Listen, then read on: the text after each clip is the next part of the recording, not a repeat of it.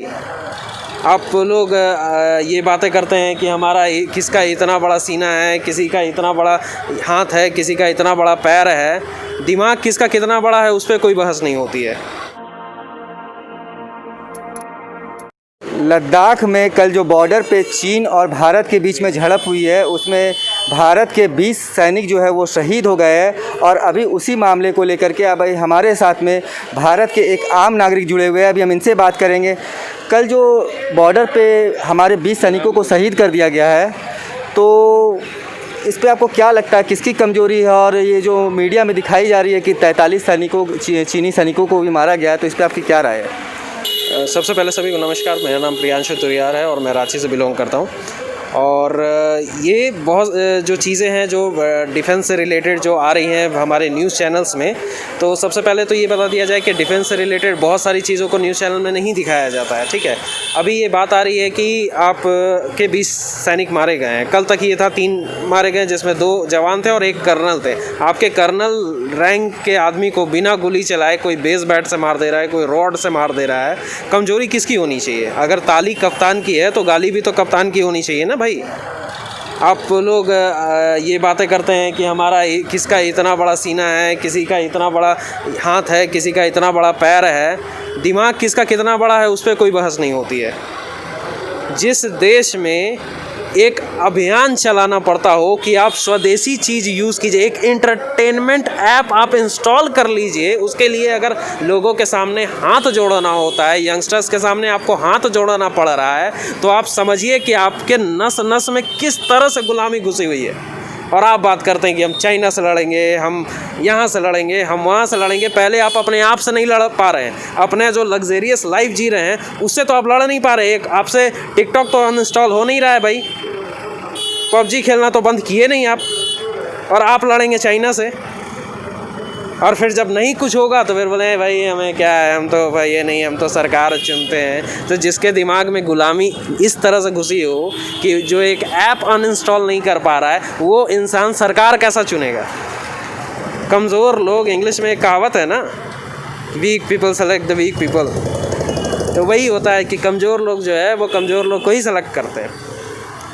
आप देखते हैं, आप बांग्लादेश के सामने सीना चौड़ा करके खड़े हो जाते हैं, नेपाल के सामने खड़ा हो जाते हैं। जब अभी कुछ दिन पहले आपका ये अमेरिका से धमकी मिला था, तब आपने यहाँ पे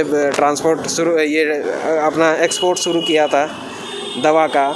तो सबसे बड़ा बात है कि आपका स्टैंड क्या है। एक तो आपका सबसे पहली बात है कि आपका पूरा यूनिवर्सली आपका स्टैंड एक होना चाहिए, इजराइल की तरह, कि भाई सामने कोई भी रहे, हम मेरा जो स्टैंड है वो मेरा ही रहेगा। आप क्या देश का साइज़ और ये मिलिट्री पावर देख करके अपना स्टैंड चेंज कर देते हैं? ऐसा कैसे चलेगा भाई? आपका स्टैंड तो एक ही होना चाहिए ना।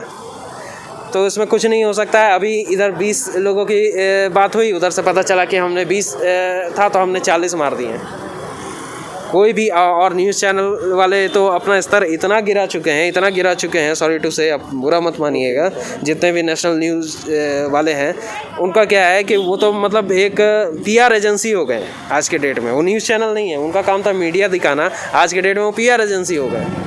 आप याद कीजिए वो दिन जब अरुण जेटली का डेथ हुआ था, उस दिन पूरा न्यूज़ चैनल खंगाल कर देख लीजिए, उस दिन अरुण जेटली का कहानी नहीं चल रहा था। मोदी जी अरुण जेटली के साथ कैसा रिलेशन था वो कहानी चल रही थी।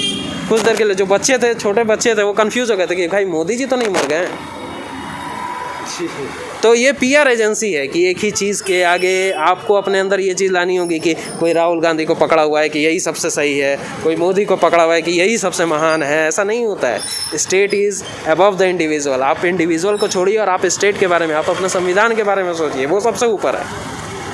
कि नहीं हम मर भी जाएंगे तो हम मोदी जी को नहीं छोड़ेंगे। मोदी जी क्या कर लेंगे? मोदी जी तो इंडिविजुअल है। आज है, कल ये रहेंगे राहत, ये क्या नाम था उनका, राहत इंदौरी साहब, कि जो आज साहिब मसलत है कल नहीं रहेंगे, किराएदार है, ज़ाती मकान थोड़ी। तो ज़ाती मकान के बारे में आप सोचिए ना, किराएदार के बारे में क्यों सोच रहे हैं? आपका मकान ढहता जा रहा है, आप भले किराएदार चेंज कर लीजिए, लेकिन जो मकान में आपका जो डैमेज हो जाएगा वो फिर कभी रिपेयर नहीं होगा। तो ये देश वैसा है। तो चलिए, अब इसमें कुछ बोल के तो फ़ायदा है नहीं। हमारे लोग मर गए हैं, आपका स्टैंड अभी तक क्लियर नहीं आया। हम बात नहीं करेंगे तो वो जिंदा थोड़ी हो जाएंगे।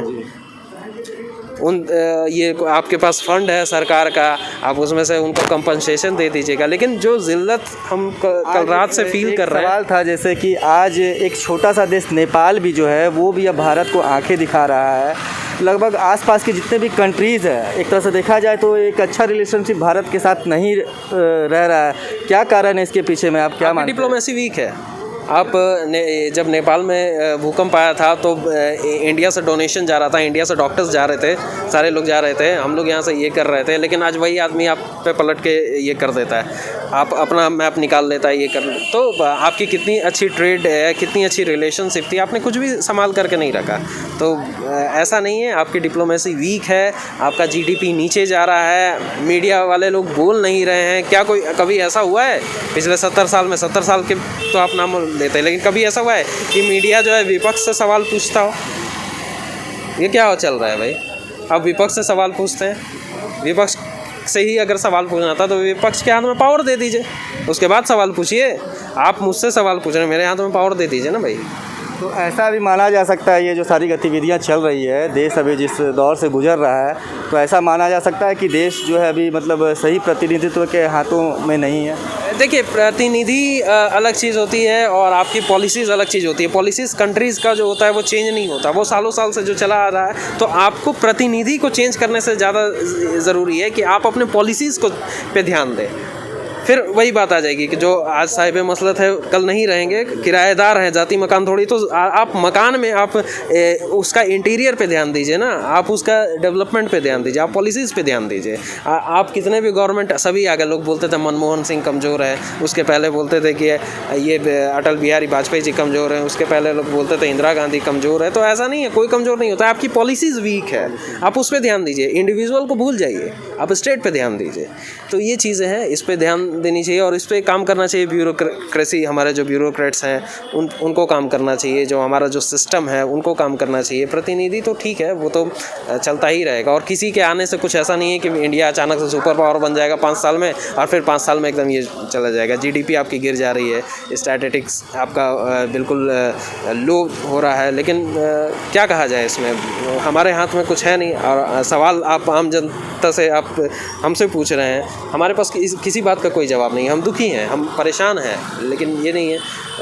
लेकिन चीज़ें हैं कि चीज़ें सामने नहीं आ रही है, जो एक्चुअल जो न्यूज़ होता है वो सामने नहीं आ पाता है। तो इसलिए मेरी हाथ जोड़कर गुजारिश है मीडिया वाले लोग से कि ठीक है, मुझे पता है कि आपका ऐड और ये और टीआरपी से ही आपका चैनल चलता है, लेकिन फिर भी आप मीडिया हैं, आपको बिजनेसमैन नहीं कहा जाता, आपको बिजनेस हाउसेस नहीं कहा जाता, आपको मीडिया हाउसेस कहा जाता है। बस इसलिए ताकि आप सही चीज़ें लोगों तक पहुंचाएंगे, आप अपना व्यूज़ शेयर करने लगते हैं, आप वहाँ अपना डिबेट चलाने लगते हैं, तो ये चीज़ें जो है बहुत ज़्यादा अच्छी नहीं होती है। आप बस न्यूज़ दिखाइए और प्योर न्यूज़ दिखाइए और लेट अस डिसाइड, हम व्यूअर्स को डिसाइड करने दीजिए क्या सही है क्या गलत है। ठीक है।